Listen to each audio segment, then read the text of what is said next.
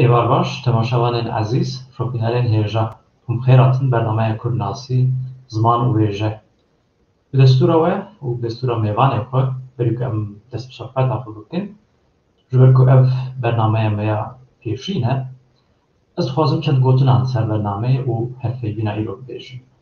لی هری پیشین از سپاس دارم که شرق المدیا به درفت دامه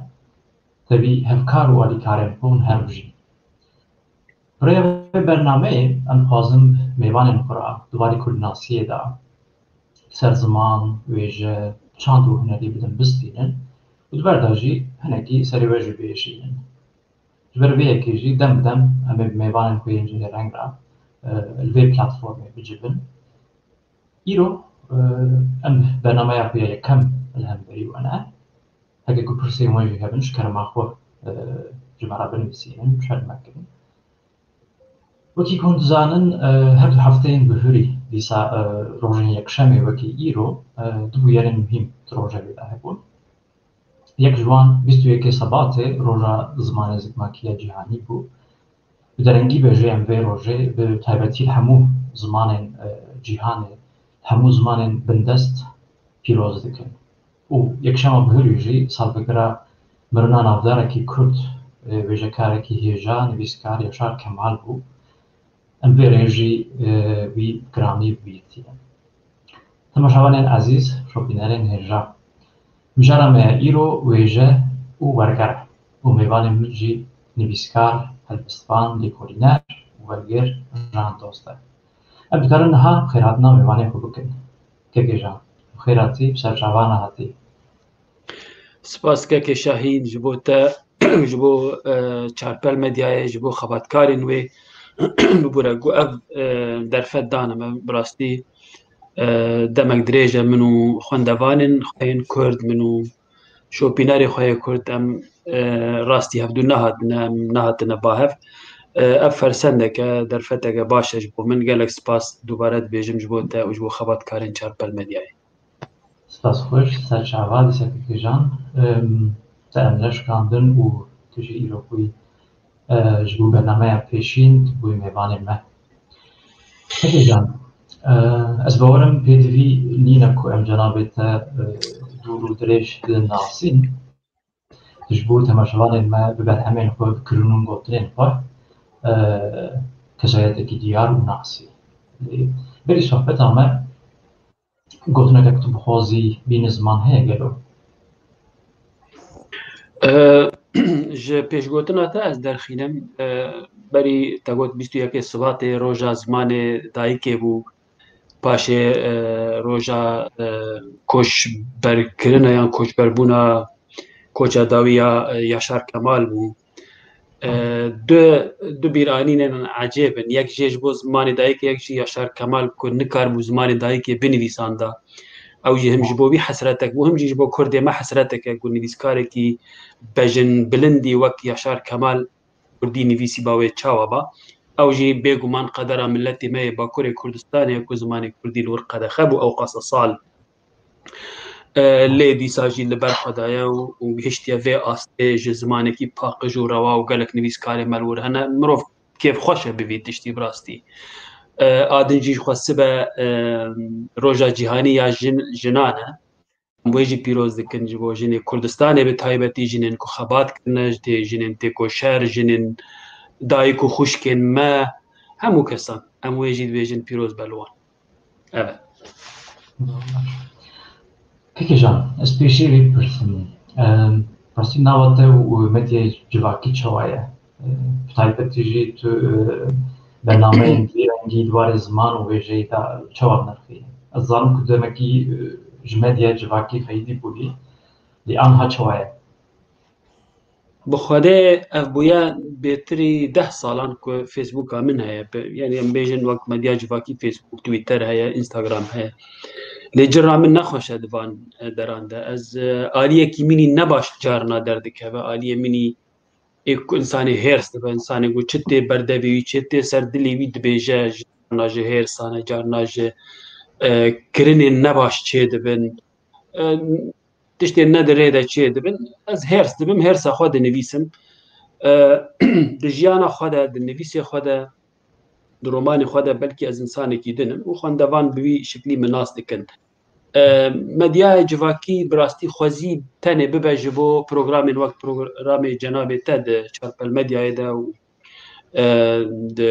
سکویندن دا ابی کش بو وجا کردی خباتید کنه باشتر به یعنی امجه گفتگو و نقاش سیاسی و ناکوکی سیاسی پولمیکان اشتاق جه در ناکه بج غیری سر مدیشه و سر هوال دوست مدیشد و غیر چه دبه بهتر اف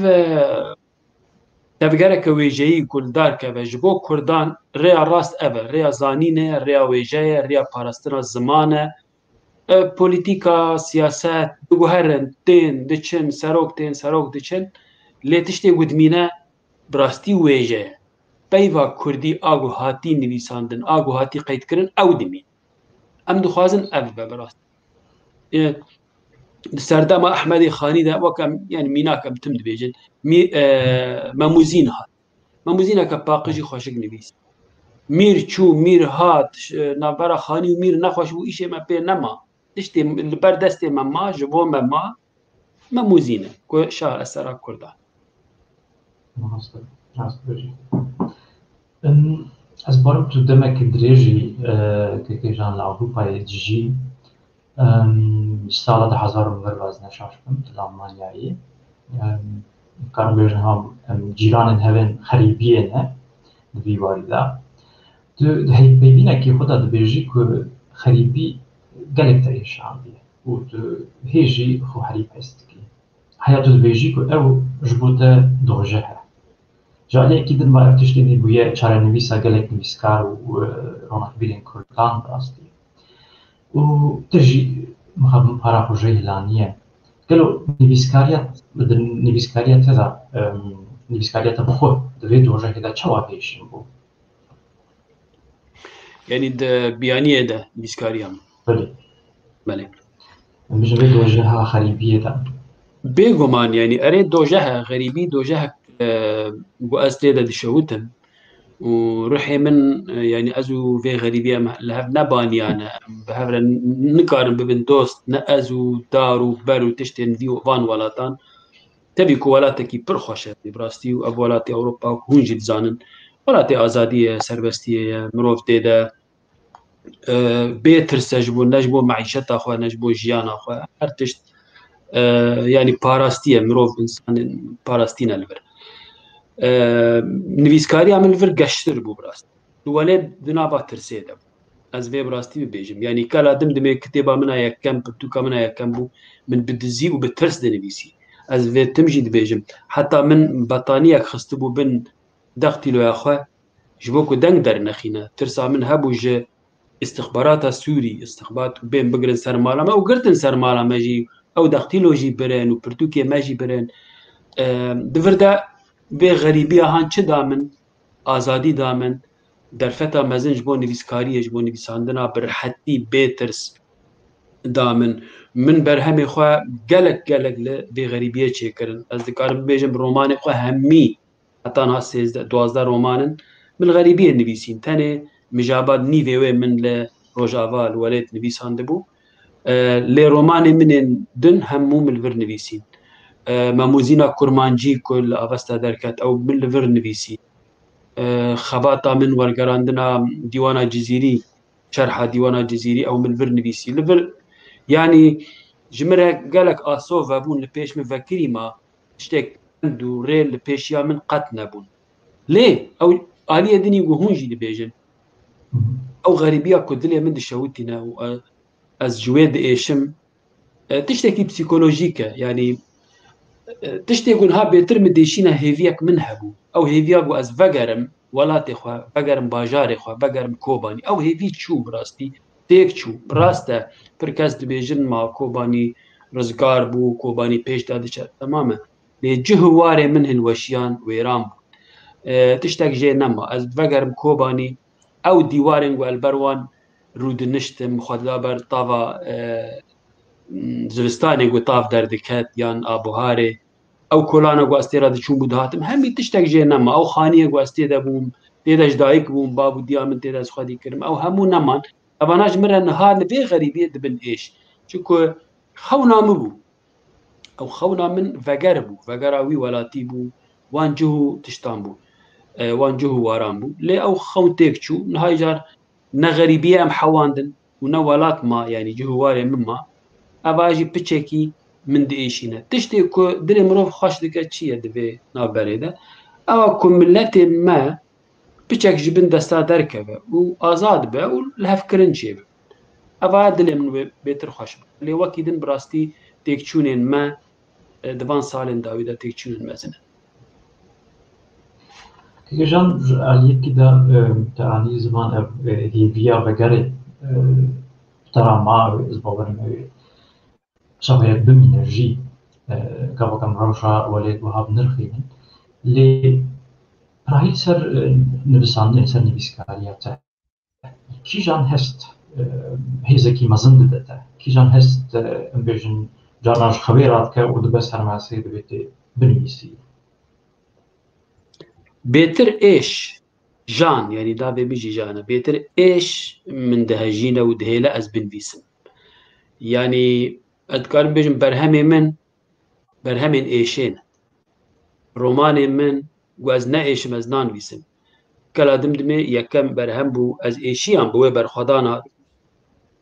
بيجومان سر بلند بومجي لأز إيشيان بو أوقات لعمل لا كلا دمدمي شي بو أوقات إنسان لبرخدان وهات الكشتن أجل أزنا إيشيان من نادن بيسي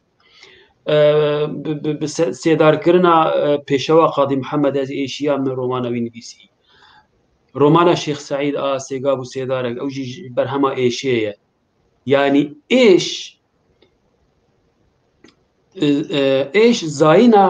زاينا ويجاية لبا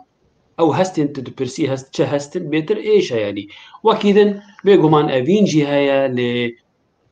هستي سركة كود هيلا برهم لبا من وراء أفراندن ياند سري من ده بما ياند خالي من ده ورا ما ياندن إيشو جانن ملته إيشو جانن من شخصينا إيشو جانن مروفايتية تفاينا أو جي يبرقو از اندامكم في جواكا مزن امروفاتيه مروفك لكويدا ديشه ظلم ليد بس بيد ايشم از دخوازم دربرينك دركبه وي اورتيك وقت بروتستو يكبل همبر ايشان دنو ازراندن امرو شاخه كل سر ناويته افجان نبتني باركيه لج علي كدنا هيزا افراندن يجي يكي جان قبلكو ام هجمانا برهمين تين جهي رنگ ديدن برشاف تون نویسکارکی براستی گلکی جهاتی لباتن نویساندنا پرتوککی چقاست آجو یاکو هری دریش آجود کی جانه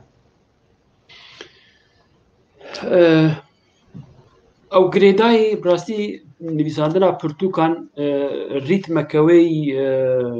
ثابت نينا يعني بريت ما بيجن بس هر بكتوكا كده شش مهارة دنبيس صالة كده أو تنبيس كار نكارن دينا جبر كنا شبه هالشيء كده دنبيس عندن بتايبتي ويجا وأدبيات ومانيان هالبست ليه بقشتي از برتوكي خاص زود دنبيسم يعني صال ونيفك مثلا رومان هنا صال ونيفك دنبيس صالك دنبيس رومان هنا مكيني صالك دنبيس عندن برهما هريقو من ردريش كر برهما رومانا مجابات تقريبا نودو حيش نودو نهام دست بكر يعني حتى 2004 مرة آجود أو جي جبرك شرطو مرجع من هاتن قهرتن أزل وليتكم جواليت باشي أز هاتم أوروبا كتم كامبان فلان بيفان هنا كي جيانك تبلهبي تشيبو حتى أزل وليت بمجي أو جي تشيكي بالكيشة من مجابات بخطة دست دنفيسي بقلمو بالي سر بالي مدن بي واز جيشتم ألمانيا درفت شيبو كمبيوتر من شيبو بس كاربم بيتر بكمبيوتر بنفيسم جويدا ميدا حتى انها من روبالك جي بقلم نانيفيسيا روبالين برهمان اي وي جي همو بكمبيوتر يبو ليه يعني برسفا برساتا أبا برهمي من جور بجورن ده زمن ويا تاريخ دمان نویساندن آوان و برهما هریکو دريش كر بمرا دوماند مجابات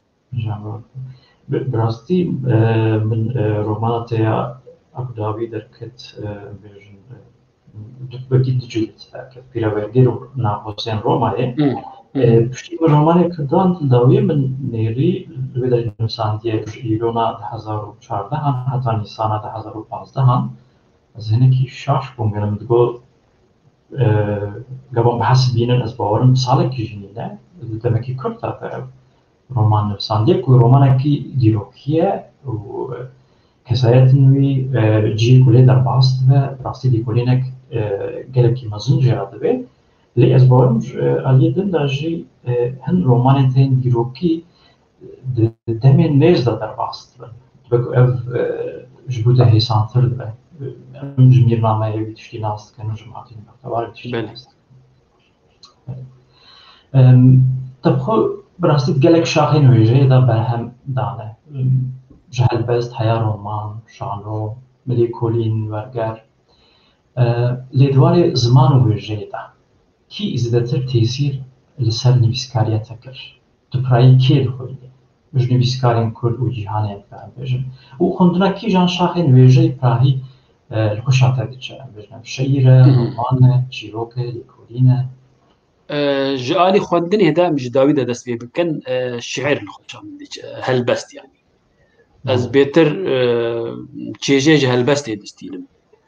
romanê erê ez dinivîsim lê nizanim yani ew jî belkî kêmaniyek be sebra min gelekî li xwendina romanê nayê nikarim yanî demakê bidêmê û rûpel bixwînim û hişê min de hemû bîn bi taybetî ji van salên dawî de yanî îdî hiş nema dikare her tiştî komî serhev bike lê helbestê ez dixwînim û çêjê jê dibînim helbesta xweş ez nas dikim û ez li ber serxweş dibim dihejim hema ji ber ku dawî de dest pê kir êdin nehatin bîran pirsa yekem pirahî kê zêdetir tesîr ser nivîskariya pirsa girîng e pirseke girîng e bi rastî yanî evaya tesîra em bêjin bavên minên wêjeyî kî ne di serî de Ehmedê Xanî evaya ez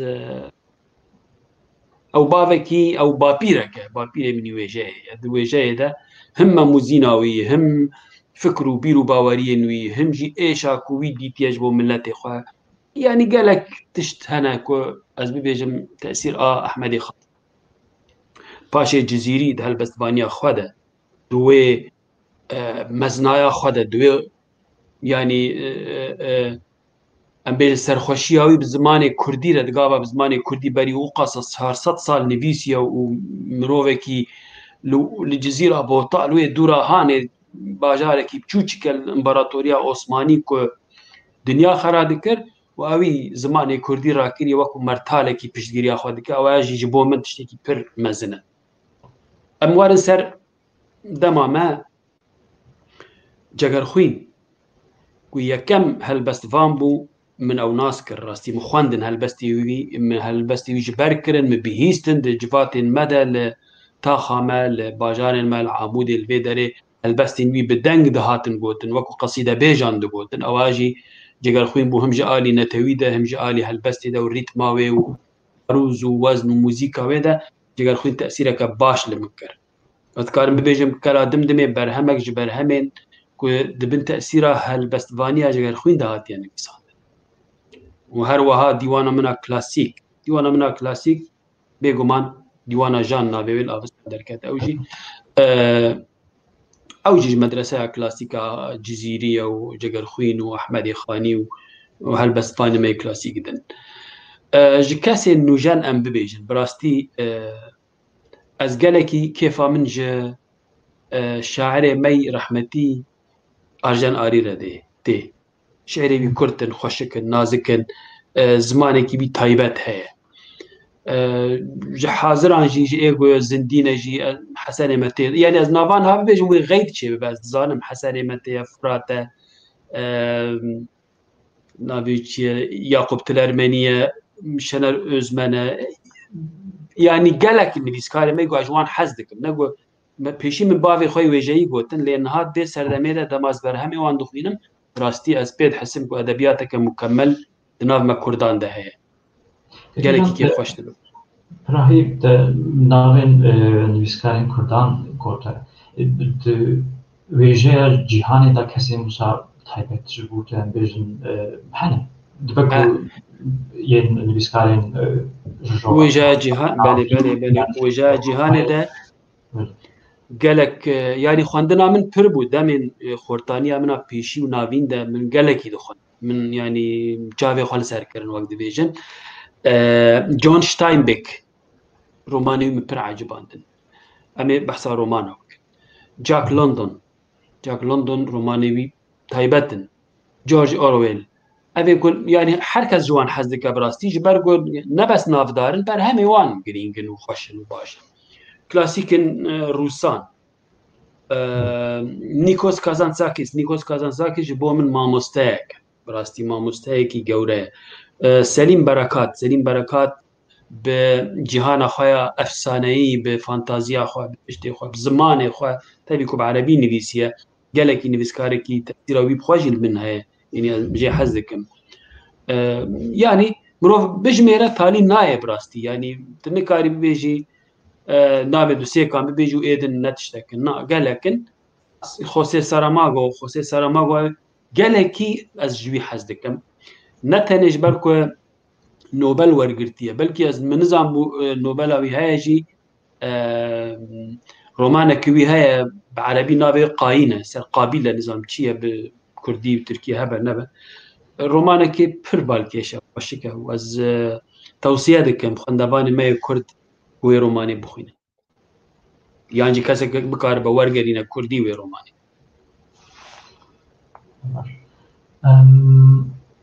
Peki can vê hewaya hêdî win ser mijara xwe ya wêjeyî yek rexnegirê wêjeyê yê Alman heye ez dibek tu jî cenabê te jî wî nas bike Vajranîtskî di ahaftinekê xwe da dibêje wêje bi tenê du mijaran dinase evîn û mirin yên mayî gotinên valan e kevam yeko wergerînin dibêje yê mayî gotinên tewşomewşon e got wêje evînê û mirinê wêjeyê klasîk ya cîhanê de gelek xort e diametre jî tu dibêjî çi ji wê yekê re ev yek di berhemên nûjen da berhemên têda çawa xuya dike kîjan cem rahî derkevin pêşiya me an got yani di berhemên nûjen de mirov nikare giştî bibêje lê evîn û mirin pirseke felsefîk e ku ji kevin de bala mirovan kişand bi taybetî mirin mirinê bara mirovê em bê mirovê şikeftan ya mirovê Neandertalê ê guhî nîkev berî 100,000 sal kişandibû û yani hinek hin jî dibêjin dibê destpêka olan ji mirinê ye mirin çêbû ol jî çêbû ji tirsa û ji ewa û gotin jiyanek gerek hebe piştî vê mirinê jî loma jî rola vê yekê gelekî giran û mezin e di him di wêjeyê de him di jiyana mirovan de evîn jî xwe yani evîn hestekî pir nazik e ku mirovan tenik dike mirovan diguherîne berhemek xwe de ez dibêjim evîn keviran bi ziman dike kevir jî ev bibin evîndar wê helbestan dibêjin ji bo wê jî evîn yani di jiyana her mirovî de roleke girîng dîze evîna ku tişkê heye evîna ku ser dikeve heye evîn lê bê evîn insan çawa bijî ez wê nizanim insan çawa pir ez dostnî nas dikim me carna behsa evîndariyê dikim evîndarî çawa ya û çilo ya û çawa dilê mirov dişewite yan mirov bêriya yarê dike wê hevalê min digot ya ev çi hestin qet bi me re çê nebûn ez dibêjim ku tu kevir bî jî gerek ev te re çê bibin yani tu dil bikevî kevirekî evîndarî di berhemê me hemûyan de heye ji qela dim dimê de bigir evîna sînem û dosto eger tê bala xwendevanan û kesên me temaşe dikin guhdarî dikin û heta mijabadê evîna badîn û jale û mujde heta sêgav û sêdarek evîna fantazî a Şêx Seîd û Perîxanê û heta vê dawiyê evîndarî divê hebe yani em berhemên evînê ne kekê Şahîn em jiyana me na em deyndar dê û bavê xwe ne ku evîn kirin em anîne jiyanê mirov berhema evînê ye mirov ne berhema nevînê ye yani kerahiyetê û nehezkirinê berova jî wê nehezkirin mirovan tune dike mirovan dide kuştin کسی نقول میدان شراتی نکشتن، کسی نقول به دست هوانتی نکشتن. اف کس جیانا وانگول دقیقه جبر قول نحس کرنها نفرت بره مزنه لأفين مروفان دخلقين مروفان تينا سروي عردي وأمجي جرق تنبشت قري أفيني. Peki Can, rastî me gotibû mehîdî giraniya xwe bidin ser wêjeyê du romanên te ciyê wan ba min cuda ne. Ku di wan de jî mijar bi rastî mirin jî têde heye, ribîn jî têde heye. Ya yekem mîrname ye û ya duyan jî Martînê Bextewar e. Cenab-ı Terî pêşîn bi mîrnameyê bi rastî nas kir û paşê romana te Martînê Bextewar hat. Helbet te berî wan jî piştîwan jî roman nivîsandin. Lê ew lehengên rengîn ên van romanan piştî salan jî bi rastî ji bîra min derneketin. Ev leheng bi min dikarbûn bi serê xwe bibûna ser lehengek ji bo romanekî nû ya ji bo romanekî din. Wekî nimûne jî lehengê mîrnameyê. Meriv dibêje qey bi rastî çîrokên van lehengan ji berê de serê te de pijiyane. û gava em dema nivîsandina wan jî bidin ber çavê xwe. Ez barim Cenab-ı Te ji xwe dest bi memûzînê kiriye û bi jiyana Hemedî Xanî gelekî mijûlî di wê demê de. Tu dikarî çend gotinan ser vê yekê bibêjî? Ev tesîra xebatê te yên li ser memûzînê ez barim piştî wî li gerek romanên te de derkeve holê gava meriv nav rasteyê nivîsandinê te binêre. بله مارتین بختوار برهما ألمانيا لألمانيا از دجين خباتا کو من کر خباتا بكار اوش گواز ما عنده بكم توجي دزاني لاي فيرما هنا لاي فيرما مروف دچال فيرما كده شغله براكي هندك ددن مروف داكو يعني هما دبنا شريكي مرا دبنا هبشه مرا و معاشته قاوا دوي فيرماي ده شغلي مديت وكو يعني كولاتيك هي دي مسألة ده من دادو خلاص كتم انترنتي بو كولاتي تشيا دستيكاوي فلان بيفان من فهم كيركو المانن كولونيان وان هبون كولاي وان هبون كولا دفروتن دكرين بصد هزاران كولا دارستان افريقيا برنا امريكا من خاص از رومانك درباري فيتشيك باش فكره مارتين بختوار شي نتنه نابێکی نەتەنێ کۆلەتی لێ وەکی دنجی سەفەرا دناوبەرە کولتوران دەت ناوبەرە جوغرافیایەن جودا دەت ناوبەرە شارستانیەن جودا دەت زمانێن جودا دەت دەرکەت پێشبەری من ڕۆمانێک وەک مارتینە بەختەوەرچی مەسەلا میرنامە و مەموزینێ تێکیلا من مەموزینێ رەژ کەفندەیە بڕاستی 88 دا من مەموزین خوند بتمامی ساڵە 88 بلكي 86 بوجي باش ناي بيرامن يعني من مموزين بالتمامي خوند دما مخوند از يعني وقت شافي من يعني از جنشكي بتشافي خبك واز بنرم شد ميدانك فرل بيشيا من هي شو دنياك عجيب البيشيا من هي بجيت النبو ثاني هندك مموزين زانبون دهواري دم هن مالك خوند بالا من كشان مقول اف برهم دفيش شروفا ببا يعني ثاني بيرنجي نابا دفيش شروفا ببا دفي گوتنی نوی وارم فهم کردش برگو من خوشی چند گوتنی فهم ند کردن بو اویا برهمه که زحمته کلاسیکه کمه پروژه اوه چی بو یعنی سری مدام من عربی اوه چه کرد من کردی اوه چه کرد پشتی دمک دریج کو از احمد خانی و فکر و بیر و باوری و بیر رجیان و من احمد خانی ناس کرد میدی یعنی جمن ربو وگو از لگل وی جیامه یعنی من فهم كريا وشد خوازه وشد بيجا وأصدقائي ببيجم شو قلت بوجي خيال بكم يعني فكرة ميرنامه مرچی فكرة ميرنامه لقور رنگي هون دزانن خواندوان دزانن بخير يعني نافيچيه پر باش جدا واسبو او پیشوازی خواندوان انجيره گلکی لی خودی درکتن دو سه جاران چاپ بو لباکوری کردستانه لباشوری کردستان سه جاران چاپ بو سورانی لإيران بفارسي دو جاران چاپ بو د عربي ده دو جاران يعني ميرنامه بو جمن را ببركات أحمد خاني استم بيجم برهمك سركفتي بو بلا بو باش بلا بو برهم الدنجي وها بو رنجي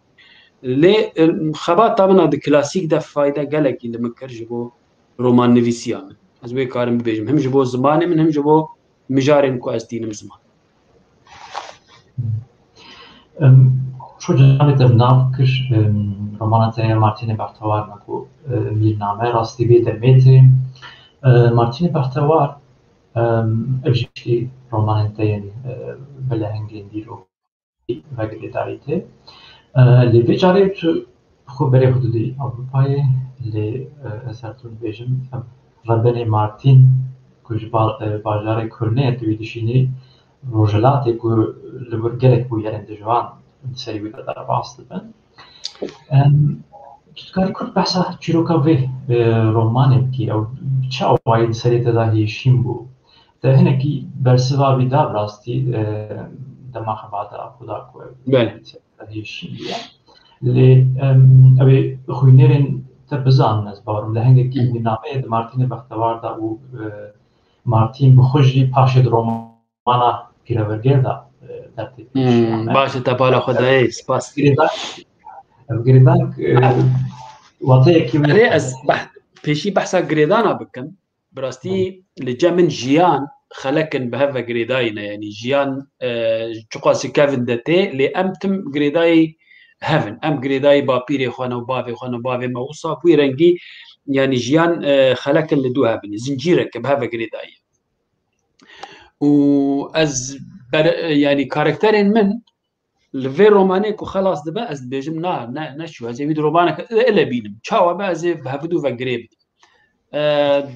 جكلا دمدمز دوستو اورموي يا اورميه دميرنامه ده بوي رنگي يعني شخرا وجي كارك وخباتك كما باور من رومان نبي سيدنجي وصاهنا من با ايزابيل هيندي دي ديابا ميتشيلي مارتين بختور من خاص از بوغار از بري روماني بوغار منك يعني نتني رومان ديرو كي ايسر كردان برام مجار ببوره مجارك دربي كردان بل لي بزماني كردي بل يعني او قال لك رومان نبيس دنياي هنا مجارن وان نلسر ملتي وان ونلسر تاريخ وان مجارن فلسفيكن مجارن يعني جريداي هبونا مروفاتي الهردري من رابو او برهم نبيسي ومن يعني تدا هناك دريش كر راستي زماني وين بقول كرديه بس ليه دي ساجي مهشت بشكي جرين جيل بولات كردان يعني جبوير الويل ولات كردان بالبازيدي بقى البازيدي هناك بدليسي هناك حتى كو تقدر باسي حلبت بدريا بقري ده تشتي جمرة جرين دروماني ده او كاركتري جو ججه خود اللقب كاركتري الجهه كي ناخذ قال لك روماني استلوي بالبيسم بلكي واجب على خداي حتى عشيقي ورغيرده يعني وبيرا ورغيرده كاركتر ج انطاكيا ج جند ميدان دچا روماي ج روماي فدغرا يعني كاسكي تمد ريويتي ده كاركتر من ريوينا مجاباد ده بادين اميدي ج اميدي در سليمانيه در دشا مهاباد و بوي رنگي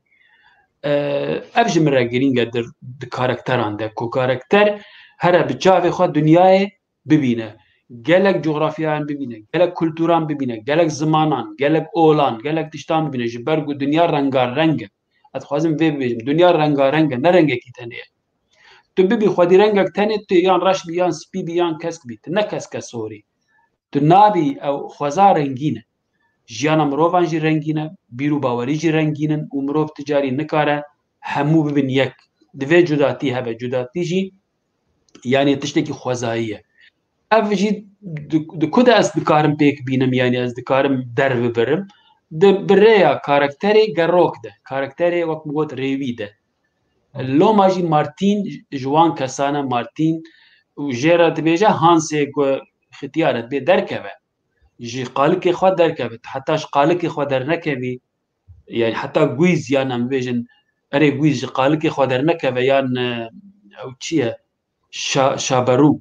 حتى بروش قال لك خو درنك تعماوي نزاني تجي دركفة جفي قارك خوي في ألمانيا بچوچك هر ولات دن توی جیانك دن ببینی توی بقالك تجربة وغيري ولاتي براستی شیوه و گفتن ام دو که داشت ببینیم پیرورگی و نقاصین رومایی تاجی بشکل برابرجیه لازبارم لهنگین وان رومانان هرتم بهیویه کی دکتن ری آنتوازن ببن بختوار ببن آنتوازن خو بگهرین آن ج روشاخو نممنونه و گاوا در کبن ریجی دریوتی خدا دگهرن خوبتکن و پاشه تشتكي هي يعني هستكي از دبين دوان كاركتران داغا بدگرن زانه إني نه او بخونه گهرینه لی اوه کی نکارن خوب جیرک وگریان جی پیوا کردن انگو نخریبی وان حوینه نجی ولاتی دی وان حوینه دشکستیک هستا دشکستی براستی مراچی بوگا من وان رومانان بداوی کر کاراکتری وان لهنگی وان عداوی دشکستینه گهرینه خو برفرحتر کرنه لی دشکستی مانه بله كاك شاهين يعني بالا خو بدا نقول ديتنا تا براستي يعني تبيني قالك دجهدايا وقالك يجي مروف زانا قلت تكور شوي في مسألة تخواندية وتناسكري راس وصايا بالا خو بدا برهم الدنيا أبي مزن بس خو بوا ناشبين اللي برهم الدنيا مزن دي ميثولوجيا غريكيان ده يونانيان ده تم إنسان شكستنا تم إنسان إيشيانا تم إنسان خبات كرنا وجيه خواتشونا ولقيانا جوالاتي خو دركتنا وبهذيا بقى أوديسيوس مثلا بروميسيوس أبي قد إيش فلان بيفان إيكاروس همو كسين كيفن تراجيدين مزن إنسان شكستين ومروف بخم أفريدايك شكستية دجانا خدا أري أفينا هاي وكيف وخشي وتشل الدنيا هاي ليه مروفك وقالكي السر خواب بسكنه قالكي بفكره وبرامه تشكيه بيقو من تشكيه جبرقو بواتبونا هبوني داد فكرت بأب هبونا هاني أو قاسي فراء أو مزن أو قردونا كبيسر وبنون بيداوي يعني أو تشيه أو إنسان بويرنجي بفكر ومجيه خبئشين مجبور ديشن دشكين كاركتر ميجي بوي رنگينه هم كاركتر من النتوي ام بيجن ميجويا ما كردان ايغو داوي اوان قتل كرن بو سيدار دان بو كشتن بو هم جيك اب كاركتر من يدن جنة تويندن و كاركتر مي بيروارغير وچو وهات بشتي ختيار بو وغيريا ولاتي خو ابيناوي چويا خزمو مرفين مي همو چونا مرنا كس نمايا او بخوا يعني بوي رنگيه جبرغو جيان اب علي الراستين تحل جيانه ايش ازديد كارم فيش براستی او گوتنه کی خوش بو علوی تو کو ابانا کاراکترین تراژیک اسبار مرفت کار بیج کاراکتر لهنگین تو کینت وان رومانیک ماجی باسکر کاراکترین تراژیک ممکن أبي باشي دي سوالن سر رومانات پیرورگی رو نقوسین رومایی اتخوازم هناكي ناباكي بدل دا بدن وورن سر مجارة رخنگري و رومانبيري باش تري إيجلتن تيوريسيان و تدي رخنگري كي بريطانياي و بلكي نابداره گوتره که خدا گوتبو رومانبيري وجن براستی ایدی نوک دما سردمین چویی بجن بريزي تئولوگ فيلوزوف و دمین داوین دا زانیار نین رومانبيرين سردمامه رخنگرن دبیجن از بارم آرمان جاوی هنک اوک بین زمان کارو باری که رومانبيري کارکتریزه دیکن نواره که پیک دیدن رخنگریه دواری چاند ویژه و هنری داره از بارم ام کارن لور بکی والتر بنیامین ادوارد ساید سلووا ژیژک یا نوم چومسکی و هر چند کسین دنجیو که نمونه بناو بکن داکو ام آرمانجا ایگلتن فهم بکن قالوا تشاو الفكري كيجان بتجي افوسايا ومرف ذكرن نها جفي راماني جالي كدنا محلف بوني فهم بك اقول هم بر سردما خو خدي هلبستكا تايبت بون بله سپاس پرسە گرینگە ڕەوشەنبیری ڕەخنەگیریە ڕەوشەنبیریە شاباشێ ڕەوشەنبیریە سعات خۆش ماڵ ئاوا بژی و فلان بێوان ئەبنا ڕەوشەنبیری ڕەخنەگیریە گواز ئالەیە ڕەش و تاری و چەوتیان نەبینم و نەبێژم ببینم خوا ببینم و نەبێژم ئەو تشتێکی دنم ناویوان دکرد شەیتانێن لار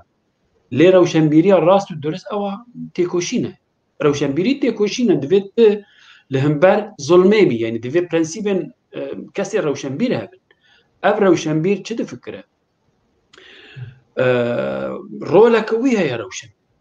گوێ ڕۆلێت جڤاکە خۆدە نەلیزە دەنگی خوا بلند نەکە لە هەمبەر شاشیان چەوتیان لە هەمبەر ببەری هەموو تشتی بەر قەتلکردنێ کوشتنە کەسێن بێگونە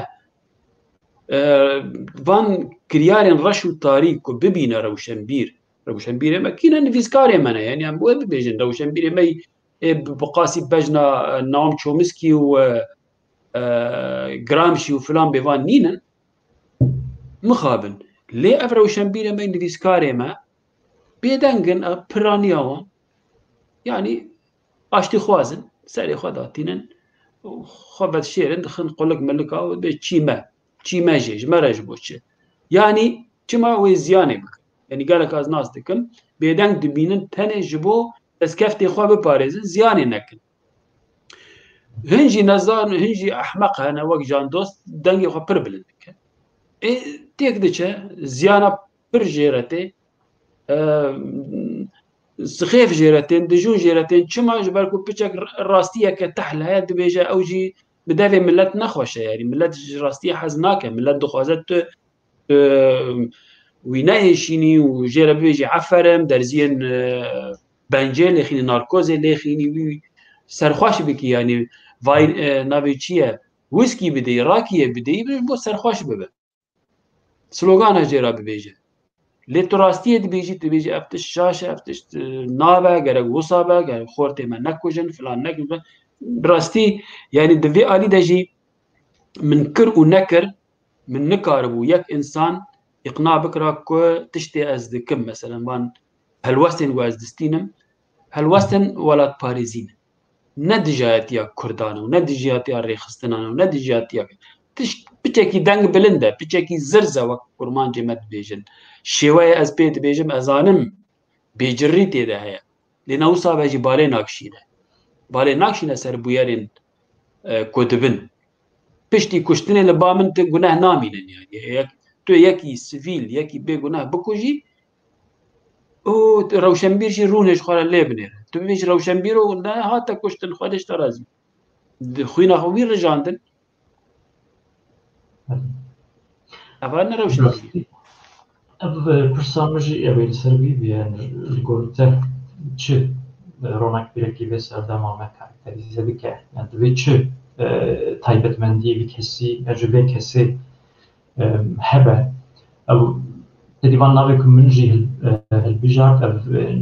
tenê ne nivîskarin hin ji wan wekî fîlozof tên hesibîn hin ji wan wekî wêje nas tên hesibîn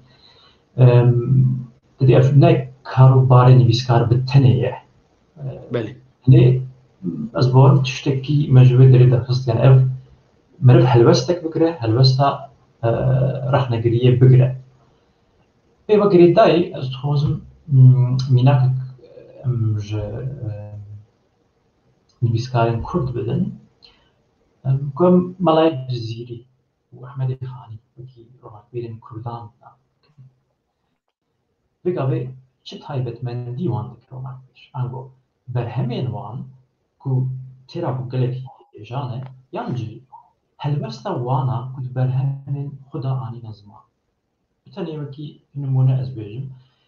nirxandin û parastina zimanê Kurdî û Kurdan ku ew îro ji gelek Kurdan e wekî referans ku em bêjin li Ehmedê Xanî yan jî li Melayê Cizîrî vedigerin ez باورم پراهی ev referans helbesta wane yani ez dikarim bêjim gelek kes dibe ku me muzîn nexwendibin dibe ku dîwana Malê Cizîrî nexwendibin lê heya wan ji helbesta wan heye tu bêjî çi divî wertekekê jan yani ev jî ji bo me em dikarin bêjin mînakek baş e di aliyê ronaqbîliyê de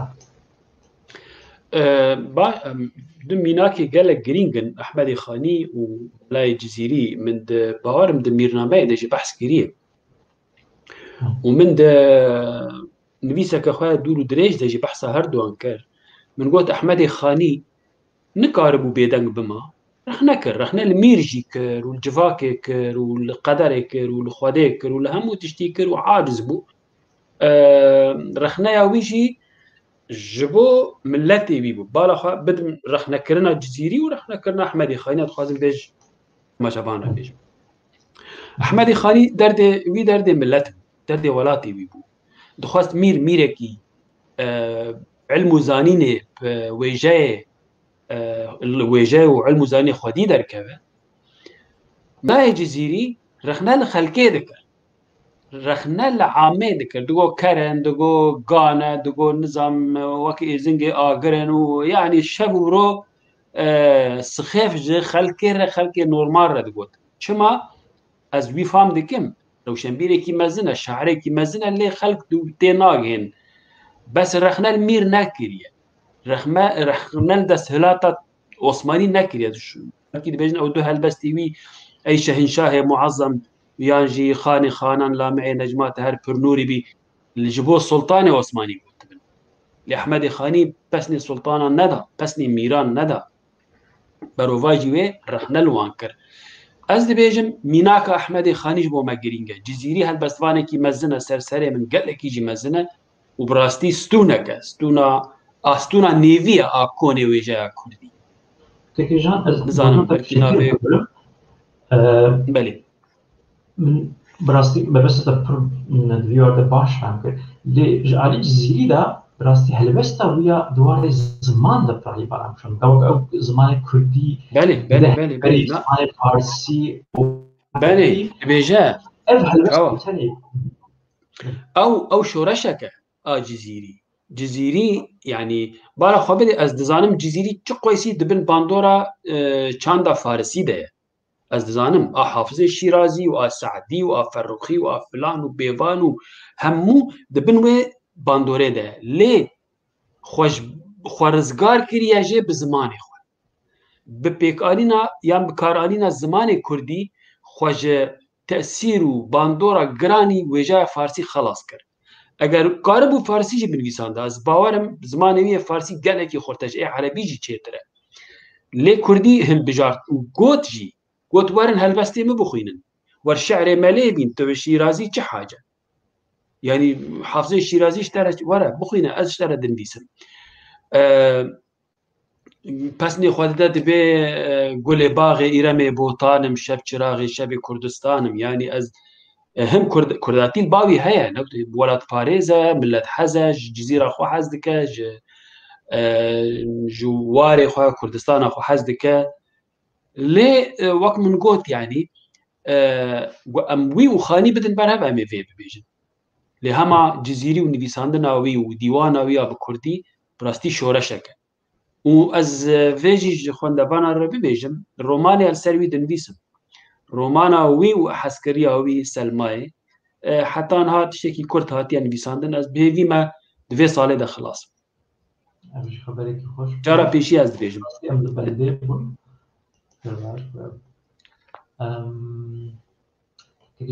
براستی ما هم بيجا متخصص هنا كي صار وجه كلاسيك بپرسم لی مهنك برسوي وان جدا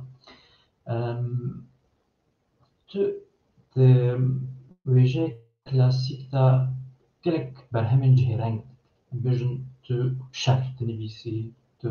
ورقري دكي تو تفسير تنبيسي لكولين تنبيسي ام في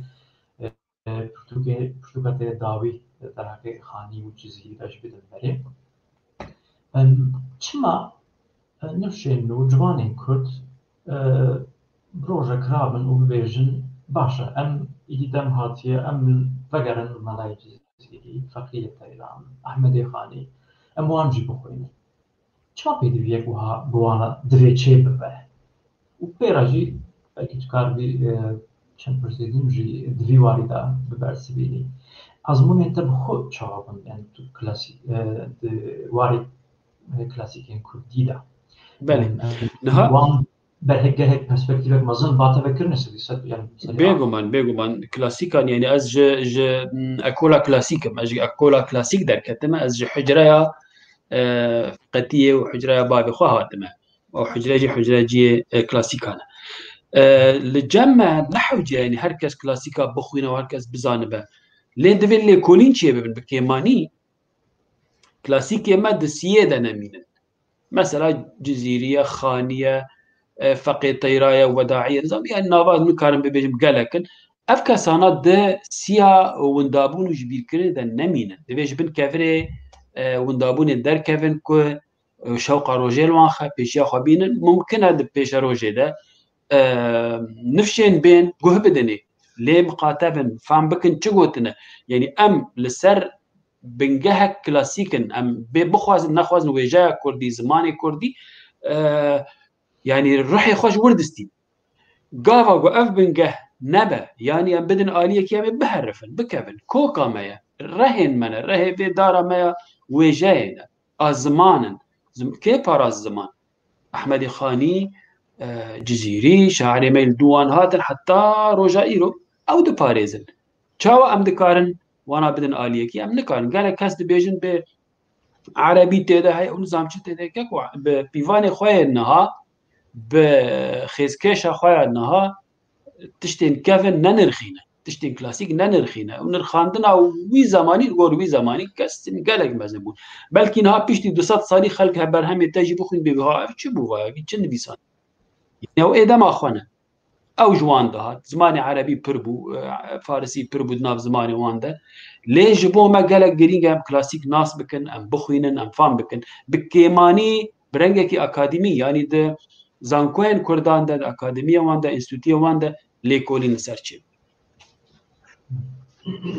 دیگه گریدی میتونم بپرسیم تو پیوندیه زارگوتن انگو تایبت چاندا دفکی میشن و ویژه نویسکی چه واد نرخیدی مثلا دفعه بحثه ده ویژه دورکی آن آکپراهی هریمیه و ویژه گردونی چه واد نکارم به حبرا بجین او تجبرين هبدونه يوم جالي كده تمام كرين هبدونه بێگومان فۆلکلۆر جافکانیەکەش جافکانیان وێژای نویسکی ینی وێژایە دەفکی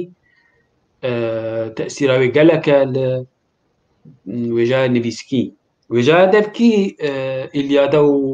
ئۆدیسەیە هۆمێرۆس دەفکی بوو جامێر کۆر بوو هەلبەست دەگوتن دچوو دەران لە کەمەنچایە خۆیان چیە تارە خۆ دەخست و ئەو کلام دەگوت یعنی دەنگبێژێک بوو هۆمەر دەنگبێژیە هۆمەر بنەرە ئەوروپا هەموودا بەرخۆ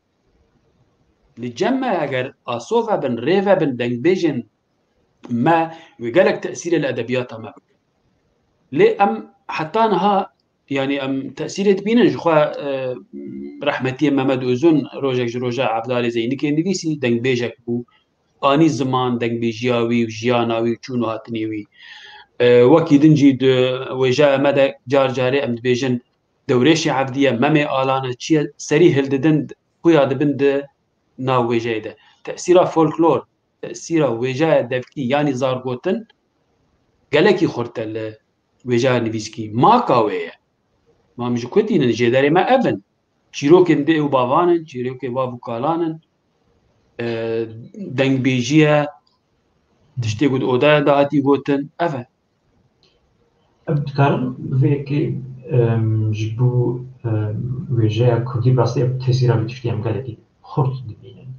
لي اف برس بخوزا ناقوزا قريداي برساكي قردونية جي بيجن رومان جبو ما شاهكي ويجايا نويا برنكرنا جبو أوروبيا جي أو قصة تشتكي كمينة بقول هالبستة كمان çanda devki û helbestiyan bedin berê roman hep tiştekî pir nû ye. Ji ber wî jî kes zû bi zû nikare bêje ku em xwedî romanekî deverkî ne, romanekî herêmî ne, piçikî bixoze nexoze usulekî üslûbekî xuyê gerdûnî heye. Loma min da berê rastî. Em dikarin di helbestê da carna çêja stranên Kurdî bibînin. بله وصايا Şadî وصايا يعني بهذا جريداين ادنا بهذا يعني حتى رومانا ما نوجن ورومانا دنياي بخشانا دنياي جريداي مجاوانا دفكيبو زاربوتن فولكلورا وان تشتين تشيروكين جاليري قدهاتن بوتن يعني جهف قطنابن بهفرنا للروسا نجم مثلا نسوفيتا بري دما الروسان بوشكين وانا مو تشيروكين كنت بهيستن جدافي خلكيه دنبيساندن حمزه رسول حمزاتوف او قاسا تشيروكين كو لجندي خوال سادا لوان نابيچی داغستان بهیستنه همو کرن برهم و همو کرن هلبست و همو تشتی خوشیه چه کرن شاعر می ارمنی هوانس شیراز خجو سیامند کریه دستانه جیروک خوشک به نویسیه یعنی دنیا تم وصايا ایمجی گرگه ام گوه بدن فولکلورا خو زارگوتنا خو تشتی گل گرین تیده هنه دبن مجار رومانا جی دبن هلبست جی دبن هر تشت وجبو فرهنگ زمانی کردی جی پیوست بی هوای بین سر مجرم یا دویم ورگر که رونکی مزن دیسا دویجی دادلیزه که جان تو بخو من نویسکاری کی پر زمانی قصدی که از دزانم بدو زمانان دنویسی و دو سه زمان داشی ورگری دکی هیا پرتوکین خوشی ورگری كما كم مرة فرتوك أنت ينسر بالهم كلاسيك اللي بعشان مرة بتكاره وان جيبكي براستي برجر بحسي منش كردي بو كردي جاكين كنا اف بي دي في شو ترى شو ما اللي برجري قلبي بشاوي ريشوا حط سهمدو كاري هنا كي بحسابي بكيجنا بله كالك سباس بري ام بحثا بيوستيا ورجري بكجبو ما كردان وجا بدو باسكن خرط بيش دكافة وجا هرملتي بورجري وبرخناه يعني رخناه نرخاندن وورجر ملتي ما يكرد وجا معنا أوقاسي فري برهمين ما قال جنينا ليكو ورجر شيء بقى مخابل أزفير تمد بيجن ورجر استراتيجية جيرا دفي وفينانسيك مازن جيرا دفي بيشتجري جيرا دفي أبجي نابل جم جمنينا مثلا نهار باكوري كردستاني كي جان هيزا كردي كي جان داسلاتا كردي أوقاس هزاري أورو ترخان دكش بو ورجرش بو ورجيرا ناكن تشتن فردينا يعني ايفنت نافيتشيا تاكا كاسين لا باكور باشور كردستاني عيني ورجير جخوار أو وردجارين برتقال تازية كفرمي جهنا دوان ليه أموال سر برساتا برهما منها يكم ورقربو من هالبستين كردي كلاسيكا وحتى جگر خوين وعسكري بويك وأبي ما سوفياتا بري ورقران دن زماني عربي دنوتو يكيدا لشامي تشابو أو من خواست أز ورقار چيه تشخل كيرت بيجي فايا أز أما أز أحمد خاني دم موزينة بيجي دا خلقي نبيجتن كو أكراد إيوه خلق شاوا نبيجتن كو أكراد وبرهمي تبع كردي مانت ورنا قريني عربي ورنا قريني تركي ورنا قريني فارسي ورقار رولاوي قالكي جرينجا تو أدبيات أخوة بدا خلقي بلا بخوين دبن بشكريتا دوزا كتهبا كيف وانج دوزا ترتي بشكري دوزا تنا شما رومانا تخوندن جواكا تناس كرنا إيشا تناس كرنا دردي تناس كرنا دنوچه عنده دا اكران تلفزيون عنده بلكي دو دقادر باست بها كردان واكر شو لقد ببرهم دبويجة أو كسي هم بتفتي جريدان بدوزا تفتي جريدان دنرا بحمد خو آلي جريتا جبوتا هيسران دبارينا جبو دردكيتا ورقال يعني آليوي عم بيجن اي ايموشنال عاطفي آليوي هستوري آليوي دنجي جا قال لك زمانتا بيش تكفى تو زمانتا تكفى بيش بازية تكفى أزموني زمانی کوردی ئەم ببێژن توش دەربە وەرگەرینی کوردی یانی زمانێن تشتن هەن هاتت بێ گەلو ئەvێ چاوب کوردی ببێژم تو مەجبور دەبێت تشتێکی ئەلتەرناتیڤێکی ژێرە بینی یان لێکۆلینێکی چیتکی دکەوی فەرهەنگان تو وێ پرسێکە بەلکی لەبەر مرنێت تو زیندی دکی یان پەیڤەکلۆ پەیڤەکە لەبەر مرنێت تو زیندی دکی بخێرەوەی وەرگەرێ دەرباسی فەرهەنگاتەیە نوژەن دەبێت ئەوژی بڕاستی گوترێت داوای بە کارێتی فەرهەنگا ژی گرێداییە ku qasî ez dizanim du ferhengên ku te wergerandiye hene yek ferhenga Kurdistanî û yek jî ferhenga Hemîdî ye ji bo min bi rastî gevan wan dest xist wekî sindokên zêr bûn tije zêr bûn bi taybetî ji bo kesên ku bi zimannasiya Kurdî eleqedarin û pêra kesên ku wekî zanyar bi vê mijarê mijûlin ew kes li van peyvan digerin ê ku wenda bûne ê ku jiyana rojan de em bi kar nayînin lê hin camêran rabûnen serî vêya karekî kirine lê mixabin em li ser zimanê me karekî kirine lê em nikarin Kurdî van jêderan bixwînin bu alîkariyek mezin bi rastî ser navê xwe ez bêjim gelek sûdê jê kirine lê em peyva girêdayî caran bêje goçek ku wergêr zimanekî jî berfirehtir dike û vî awê em dikarin zimanê xwe jî em bêjin dinyaya xwe jî bidin nasîn bi zimanên din di pêşketina wêjeya nivîskî de em ji xeynî nivîsarên zargotina gelan bixwe em bêjin wekî destan efsane çîrok di vê derdan bînin werger rolekî mezin dilîze em gava li rojavayê dinêrin li Ewropayê gava li rojhilatê taybet rojhilata navîn dinêrin em rastî bûyerekî balkêş tên em dibînin ku gelek nivîskar gelek fîlosof teolog di ber xwe de wergerên jî wergeriyê jî dikin di serî de em pirayî kesayetên dînî dibînin wekî keşew û papaz lê hin û ev fîlozof jî dikevin nava wan mebestan merheleyekî berî sed sala yazdemîn e di vê demê de tedî bi wergera İncîlê jî derfetekî mezin dide gelek zimana em bêjin İngilîzye û Almanyek kevin rast gelekî di tarîxê de wisa çî bûye tarîxa wêjeyê de lê gelo tevaşevan jî pirsê wan nînin yan pirsê wan qedî çend pirsê wan hene ez dixwazim wana bînim ziman lê ji xwe hema bêje mijara me ya wergerê ji ku awayî hêdiyê de milînê dawî çend pirsê biçûk jî ku cenabê te newestiya ve em dikarin bibersivînin û paşê em derbasî yek du pirsên mêvanên me jî bikin tekijan pêva girêdayî em bêjin İncîl hatiye wergerandin lê Qur'an nehatiye wergerandin piştî qebûlkirina İslamê gelo ev kêmasiyek bi xwe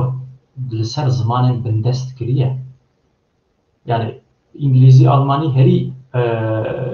pirtûkên nivîskiyên herî kevin wergerên İncîlê de lê em rojhilata navîn tiştekî wiha bala me nakişîne em nikarin xwe bi wan re muqayese bikin bidin berhev yani xwe û Almanya bidin berhev ji aliyê yani desthilatdariya Almanan ku hebû mîrnûşînê wanî zêde ku hebû tu xwe jî dizanî yani sedan hebûn kontê wan û grafê wan û îja her helbest van tanîne baxwe û tîne baxwe erê yani em nikarin xwe wan re muqayese bikin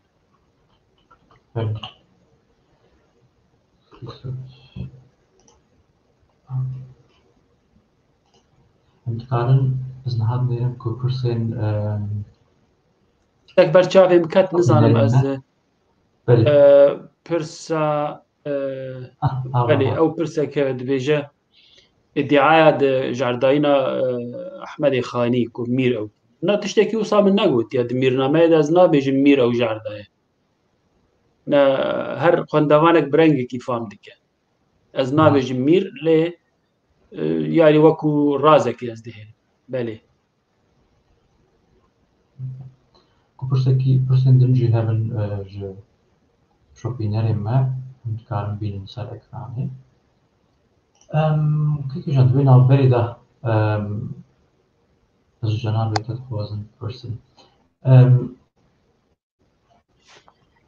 Me gotibû werger dibe ku derfetên mezin ziman veke. Lê ez dixwazim alî teknîkî hinekî bipirsim. Ez zanim ku Almanî gava berhemên latînî wergeran, em bêjim Germanî em bêjim gelemperî. Hê di Germanî de di rêzmana Germanî de bi tenê du dem hebûn. Dema niha û dema borî. Lê dem bi dem ez dinêrim ku niha bûye 5 dem, 6 dem. Ev karê wergerî cana dibe ku di rêzmana zimanekî de jî gihînên mezin çê bike. Em bi derfetên vegotinên nû veke. Şêwe û awazên nû jî veke. Lê min berê jî dwarê wergerî de got ku ev mixabin em di Kurdî nabînin. Ji bo Farsîyekan derbasbara Farsîye nabîn derbasbarin mixabin ji bo Erebî jî derbasbarin. Akademiyên Kurd rojhilatên em wê derê bibînin ku ser wergerê karên mezin hatine kirin. Bi te ev gengaz e, mümkün e, yan jî rast e ku zimanek rabe bi rêya wergerê hin formên şêwe û awaza zimanê din bigire wergire. Birî hewayê jî bi gotina xwe berfire. Yani têgihiştim rast e. Dibe ji ber ku ziman yani wekû gelek teoriyên zimanzanî zimannasî dibêjin zindî ye. Ziman afrîdeyek e. Ziman jî afrîdeyek e. Peyv wisa peyv ruhê peyvan heye. Peyv dijî sed salekî dimirin. Gelek peyvên mirî hene. Nikarî wana vejînî. Gelek peyv jî hene yani ruh duan de heye tu tînî tu nerî wekû gulekê tiştekî çilmisî bin tu piçek av lê dikî tu nerî geş bû. Peyvên wî rengî jî hene û peyvên hene jî tu dikî nakî sağ nabin yani mirin çûn. Dema xwe bûn, girêdayî dema xwe bûn, girêdayî tiştên dema xwe bûn, girêdayî skarim bêjim alavên dema xwe bûn. Lê gava ku tu werdigerînî zimanekî din, tu him ruhê wî zimanî jî tînî, ruh jî ew ruh ziman wek min got xwedî ruh e, tu ruhê wî zimanî tînî û tu diqulupînî ser zimanê xwe. Rast e ziman tê guhertin, qalib tê guhertin, cilûberg tê neguhertin lê ruh dimîne, ew ruhê wî zimanî tê de ma, te fayde kir dûr de. Te ruhê erebî anî zimanê xwe yan me ruhê Kurdî da erebî yan ruhê Tirkî yan ê Farsî. Wê rengî ew ruh tiştekî giring e di wergerê de ku tesîrê li zimanê din jî dike. Yani wê demê çi dibe ji hev wergirtin çê dibe. Ji hev mecbûr e zimanê te jî pêş dikeve, baştir dibe, qurttir dibe. Yani dikarim bêjim ku ev meriv çi qas muhafazekar bê li zimanê xwe ji bo ku meriv saf bêle ez bawerim ziman qels dibe vî awayê. Lê wekî cenabê te got bi rêya wergerê jî ev jî derfetekî ye ku ziman pêş dibe. Kêkîjan wergerekî wisa pir dijbar derket pêşiya te. Yani dikarî yek mînakek bidî. Ya min dixwast ez vêya wergerînim ji bo min pir dijbar bû. Ya jî wergerandina wê gelekî ji bo min ajot. Berhemekî wiha heye. Berhem yani ez wergerîm Kurdî. Belê te wergerand bi Kurdî yan jî te wergerand bi erebî yani ev jî. Belê na hiç tiştekî watine lê berhemek heye ez dixwazim wergerînim. Bi rastî 1300 rûpel. Belê. Ne demê dibînim û ne ez kesekî dibînim ku bêje ez ê biweşînim. Yani gelekî ji min re zor e. Him taqeta min nemaye, him jî motivasyon tune ku ez bêjim ka ez ê vê berhemê wergerîm 1700 1300 rûpel e. û giring e jî ez dixwazim wergerînim lê taqet tune û ez zanim wê demê jî bixwe. Pê wqas dem 3-4 sala bidimê jî û dûra nikaribim biweşînim, nikaribim yani bêhêlim di jiyana xwe de bibînim derkeve ew jî bo min zehmet e. Kêkîjan me cenabê te gerekî westand. Kêf xweş bû gelek. Ez dixwazim destê min jî bi rastî ji te û sohbeta te jî nabe. Ez baros bi temaşevanan jî ev derbasbar e. Lê ez dixwazim پشتکی داویش جنابی پرسن نها پروژه‌ای که بیشتر نها بحث کرد رو اگری پشتکی واه ویاد کلی رومانی که تو سری کاردی تکاری با کیبو مبیجی آنها جنابی ترسر بچم جوله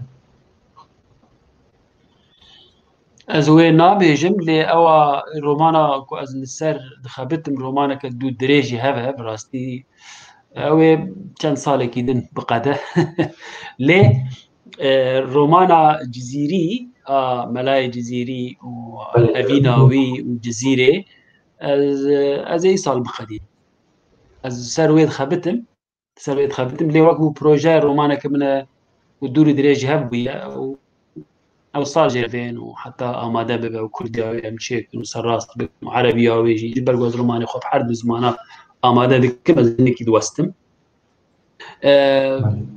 بيترنها برهمي من وردقان زمان جهاني وك إنجليزي وك إسباني